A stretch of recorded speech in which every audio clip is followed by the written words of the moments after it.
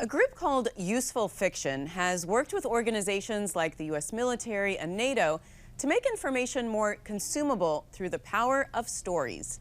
Peter Singer is managing partner of Useful Fiction. He's a strategist at New America and the author of several books. Peter, welcome to the program.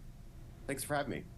So what prompted you and your coworker to create Useful Fiction, and how does it work?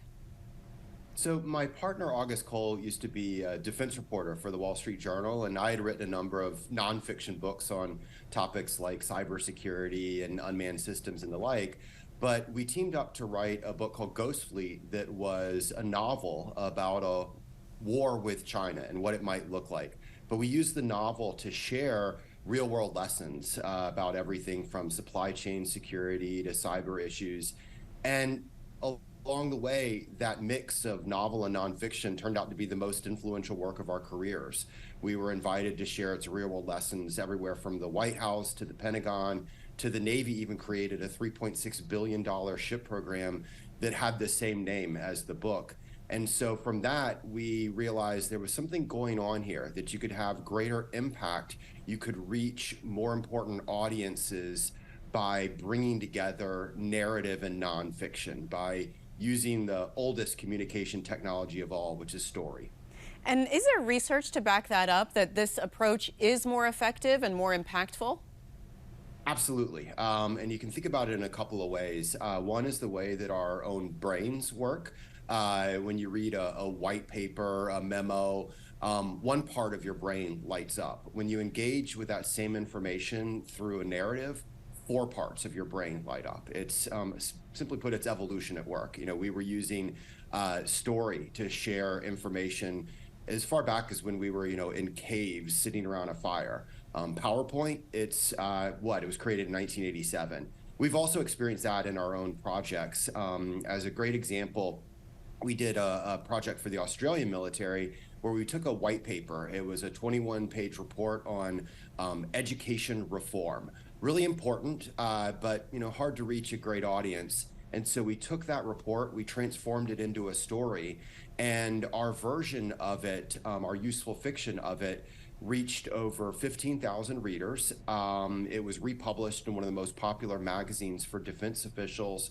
But most importantly, among the readers was the head of the entire Australian military and 7 US 4-stars. That's not the numbers, that's not the audience typically for a report on education, but we got them through story. So has your team helped come up with different scenarios for wargaming? We've done that for organizations that range from special operations in the US to the Norwegian military.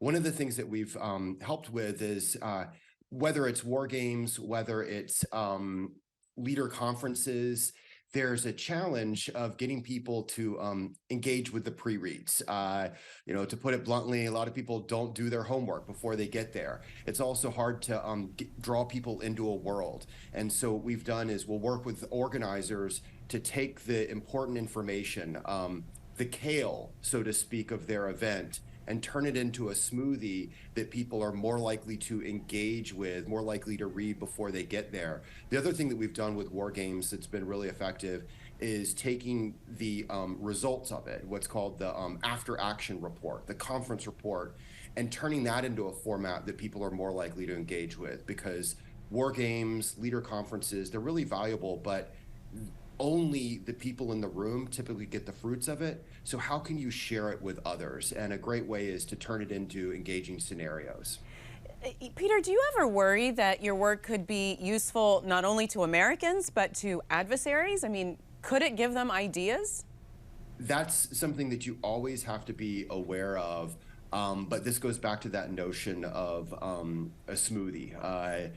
The organizations that we work with, they're the ones that give us the nonfiction content. And then we're the ones wrapping it within that smoothie, wrapping it within that story to make it engaging. So they're the ones saying, you know what, this is the nonfiction content that we're okay getting out there. And so therefore, it isn't giving advantage to some kind of adversary.